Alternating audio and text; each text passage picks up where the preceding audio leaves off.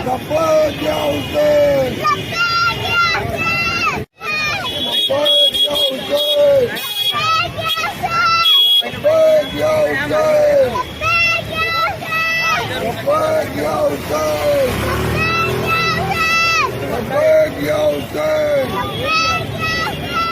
आशूरा है और गम हुसैन मनाने के लिए आशिकान इमाम हुसैन जुलूस निकाल रहे हैं, उस कुर्बानी की याद को ताज़ा कर रहे हैं जो इमाम हुसैन ने दी और ये बताया कि जुल्म चाहे कितना भी मजबूत हो, कितना ही ताकतवर हो जालिम, उसके आगे सर झुकाना नहीं चाहिए।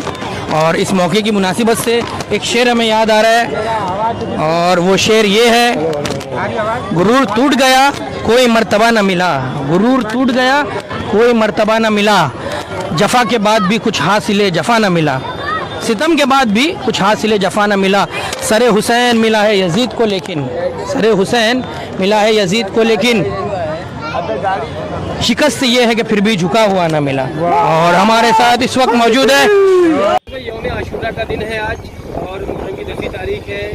2 साल से लोग बहुत ही ज़्यादा परेशान थे जिस तरह से आशूरे के जुलूस को लेकर के। आज किस तरह से जुलूस को जो है मनाया जा रहा है और प्रशासन का साथ कहाँ था? देखिए, प्रशासन का साथ हर साल रहा है और इस साल तो हमारे अशोक गटलक साहब ने बेहतरीन इंतजाम करके और उसके साथ साथ तमाम अंजुमनों के वॉलंटियर्स की हमने टीम बनाया हुआ है। हर इलाके से वो वॉलंटियर्स अपनी जिम्मेदारी निभा रहे हैं और काम कर रहे हैं। और कल हम लोगों ने प्रशासनिक स्तर पर सहायक आयुक्त चाणक्य साहब, धनंजय गोसावी साहब और सीनियर साहब अशोक गटलक साहब के मार्गदर्शन में हमने पूरे विजिट किया रास्ते का और जितने झाड़ वाड़ जो बाहर निकले हुए थे साहब ने भी इंस्ट्रक्शन दिया हुआ था वो कटवा के लिया गया है। रेती बंदर के अंदर जो कचरा वचरा है उसको साफ किया गया है और बेहतरीन ढंग से ताजिया सहराने का इंतजाम किए गए। अभी ये 10 दिन ख़त्म हुए हैं, अभी बाकी के 2 महीने का जो प्रोग्राम आप लोगों का रहता है उसको किस तरह से मनाएं? वो भी एकदम मुनज़्ज़म तरीके से निभाया जाएगा जिससे प्रशासन को भी तकलीफ ना हो और आवाम का भी सारा काम हो जाए। आज़ादारी अच्छी तरीके से उम्रा कौसा में पहले भी होती आई है और आगे भी होगी। हमारे सीनियर साहब इसी साल उन्होंने चार्ज लिया है अशोक गटलक साहब, लेकिन उन्होंने उसकी बेहतरीन तरीके से एक मीटिंग किया है। मीटिंग करके हम लोगों ने तमाम अंजुमनों ने इसमें शिरकत करके उनके साथ एक फुल प्रूफ प्लानिंग किया है कि आगे 2 महीना 10 दिन भी जो है आवाम को तकलीफ न होते हुए किस तरीके से आज़ादारी की जाएगी। अयाज भाई, अब तक कितने वॉलंटियर आपके इसमें लगे हुए हैं और कितने लोग अब तक काम कर रहे हैं वॉलंटियर? देखिए, हर अंजुमन से 20 से 25 जो है वॉलंटियर्स काम कर रहे हैं। रशीद कंपाउंड से लेके आपका जैनबिया से लेकर कौसा चौकी से लेकर सुहाना से लेके शंकर मंदिर से लेके अमृत नगर से लेके आनंद कोलीवाड़ा से तमाम लोग जगह से वॉलंटियर्स है। वो वॉलंटियर्स रेती बंदर तक रहेंगे। रेती बंदर के बैरिकेड्स के आगे सिर्फ वो सहराने वाली हमने 30-40 लोगों की टीम बनाया हुआ है जो ताजिया सहराने के लिए, जिसमें स्विमर होंगे, 10-12 स्विमर होंगे और बाकी सब जो वॉलंटियर्स होंगे ताजिया पहुंचाने के लिए।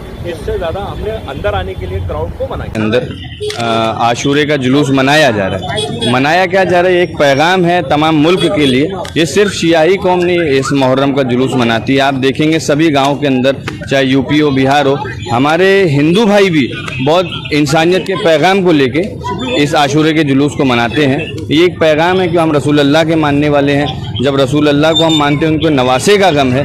उनके नवासे में जो करबला के मैदान में शहादत दी थी, वो एक हक़ के लिए शहादत दी थी, यजीद को ख़त्म करने के लिए वो शहादत दी थी। आज यजीद इमाम हुसैन को कत्ल करके भी बिल्कुल बर्बाद है, इमाम हुसैन कट के भी बिल्कुल आबाद है। ये एक पैगाम है हमारे सब भाइयों के लिए कि शब आशूर, जो आशूर का जुलूस मुमरा शहर में होता है, ये एक इंसानियत का पैगाम है। सिर्फ मुसलमान ही नहीं, वही मैं बता रहा हूँ आपको, सभी मुल्क में और सभी मज़हब के लोग इसको मना रहे हैं।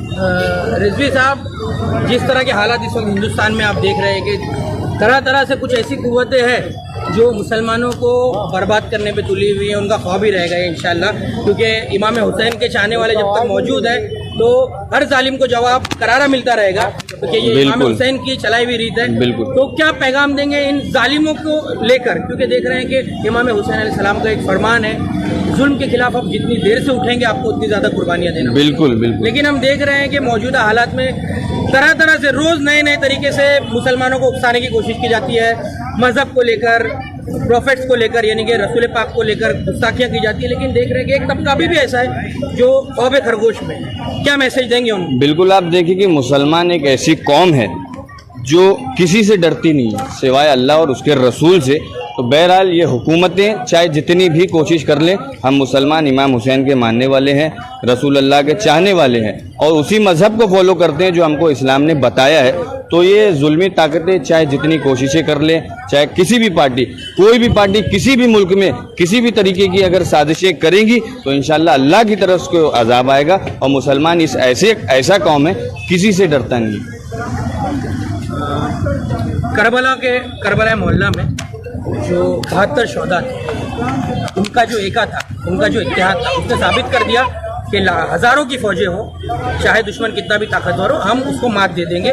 और ये तारीख है, ये ऐसा तमाशा है जो रहती दुनिया तक बाकी रहे। इत्तेहाद के ताल्लुक से सुन्नी, शिया, बरेलवी, जिस तरह हम बटे हुए हैं, इत्तेहाद के ताल्लुक से क्या मैसेज देंगे आप? देखिए, मैंने इत्तेहाद के ताल्लुक से मैसेज दिया था कि देखिए पहले आपको मज़हब को समझना पड़ेगा। मैंने एक मैसेज ये दिया था कि सुन्नी कोई मज़हब है नहीं और शिया किसी मज़हब का नाम नहीं है। लफ्ज़ सुन्नी ये जाहिर करेगा आपको कि आप रसूल के सुन्नत पे अमल करते हैं। इस लफ्ज़ का नाम है सुन्नी।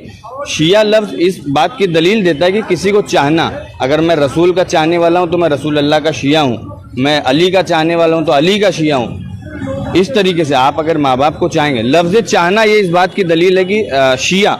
तो मैं ये समझ रहा हूँ कि तारीख़ इस्लाम गवाह है, सबसे ज़्यादा अगर रसूल की सुन्नत पे अमल जिसने किया वो शख्स का नाम है हज़रत अली अलैहिस्सलाम, और सबसे ज़्यादा जो रसूल अल्लाह को चाहा है उस शख्स का नाम है अली।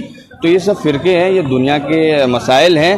हर पार्टी, हर कौम को आपस में लड़ाना चाह रही है, इख्तिलाफात करवाना चाह रही है, लेकिन मुसलमान एक ऐसी कौम है किसी के बहकावे में नहीं आएगी। जो इस्लाम, जो रसूल अल्लाह का इस्लाम है, उसी पे हम लोग चलने वाले लोग। आखिर में जुलूस के क्या इंतजाम आप लोगों ने किए हैं? किस तरह से जुलूस, कौन कौन से अंजुमन है, उसके बारे में? 2 साल के बाद जिस तरीके से 2020 से पहले जुलूस निकलता था, उसी शान शौकत से 2022 में भी बिल्कुल निकला है। जब से एकनाथ शिंदे जी मुख्यमंत्री बने महाराष्ट्र के, उन्होंने साफ आह्वान दिया है, कोई भी मज़हब हो, कोई भी फ़िक्र हो, कोई भी मज़हब का हो, हर कौम अपने अपने तरीके से अपने अपने प्रोग्रामों को, त्योहारों को, चाहे वो मुहर्रम का जुलूस आज़ा क्यों ना हो, चाहे वो गणेश उत्सव क्यों ना हो, बिल्कुल आज़ादी के साथ वो अपने अपने कौमों के प्रोग्रामों को मना सकते हैं।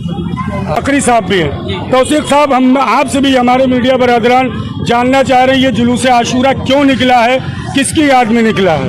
ये इमाम हुसैन अलैहिस्सलाम की याद में ये जुलूस हाय मातमी और तमाम अंजुमनें जो जमा हुई हैं, ये इमाम हुसैन अलैहिस्सलाम की याद में, इसलिए कि इमाम हुसैन अलैहिस्सलाम ने जो करबला के मैदान में 72 साथियों को अपने लेकर के आए थे, वो बातिल के खिलाफ था।